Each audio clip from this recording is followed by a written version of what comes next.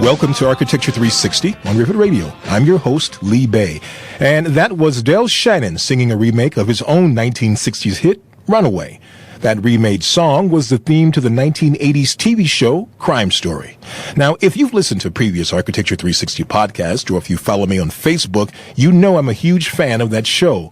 It was an initially brilliant series set in 1960s Chicago, starring Dennis Farina as a cop trying to take down a rising hood named Ray Luca. Architecture played a big role in the show, as mid-century buildings and homes were often featured, giving Crime Story an authentic vibe. But one of the most unforgettable places was the home of mob boss Phil Bartoli, a character on the show. The spectacular home debuts in the series pilot, a circular modernist domicile made of stone, the kind of house Fred and Wilma Flintstone would live in once they hit it big, with curved and upswept concrete overhanging roofs. The home was stunning enough to hit the pause button on the Betamax back then. And now that Park Ridge home is for sale. We'll take a look at the house and the listing price right now on Architecture 360.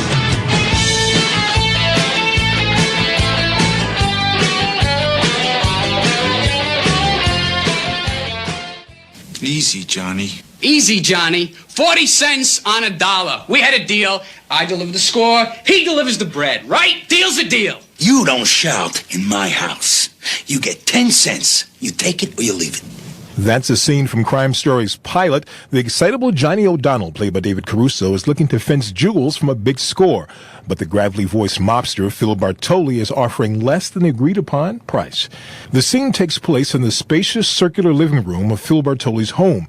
A ribbon of floor-to-ceiling windows overlook a man-made lake behind the house. Exterior brick and stone is carried inside the building.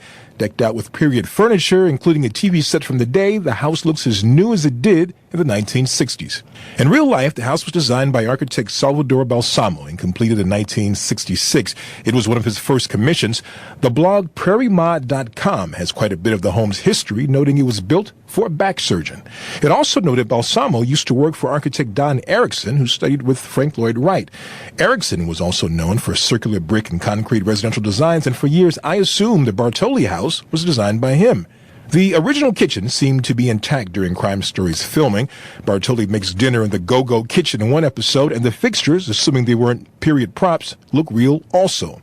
But the listing photos now show a few alterations, including a very traditional kitchen and light fixtures and doors. The good stuff is still there, though, like the curving stone interior walls and the original fireplace and fountain.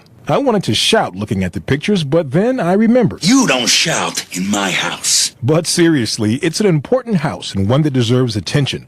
The downtown modernist skyscrapers of Chicago proper have been well documented over the years, but high-quality residential modernism in the city, and especially in the suburbs, often slips by unnoticed, which is a shame.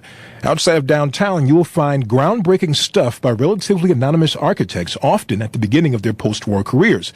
Almost all of it lacks landmark protection, and a bit of it was lost in the 1990s and early 2000s. But a lot remains along the North Shore, the northwest suburbs, and the southern suburbs. Let's hope they are documented and remain in the hands of sensitive owners. Speaking of ownership, how much does that 4,000 square foot, 3-bedroom, 3-bathroom Park Ridge house cost? Well, the listing price is $1.15 million. Oh, but what a score if you can pull it off. That's it for Architecture 360 for now. Tune in next time.